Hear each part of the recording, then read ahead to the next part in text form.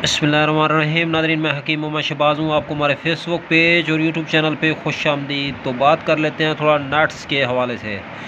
ये अखरोट आप लोगों के सामने रखा हुआ है। अखरोट की जो अफादियत है, अखरोट के जो बेनिफिट और फ़वाइद हैं, इसकी अफादियत से जो है इनकार नहीं किया जा सकता, क्योंकि इसके जो है बहुत बड़े बड़े फ़वाइद हैं। ये कम से कम जो है ड्राई फ्रूट के अंदर जो है बादशाह फ्रूट माना जाता है। तो इसका जो है इस्तेमाल हमारी सेहत पे क्या क्या असरात डालता है, तो इस वीडियो में जो है इस बात का तज़किरा करेंगे हम। तो नाज़रीन, ये अव्वल तो इसकी जो शक्ल है दिमाग से मिलती जुलती अखरोट की शक्ल है।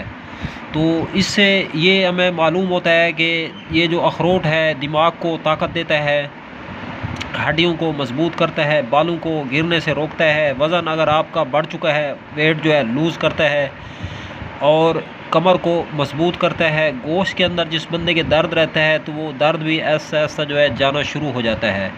तो नाज़रीन, ये तो थी अखरोट के हवाले से एक छोटी सी वीडियोस, मालूमाती वीडियोस। अब तक के लिए इतना ही। तब तक के लिए अपना भी ख्याल रखें और अपने फेसबुक पेज और यूट्यूब चैनल का भी। तो दोस्तों, हम मिलेंगे किसी भी नई वीडियो के साथ।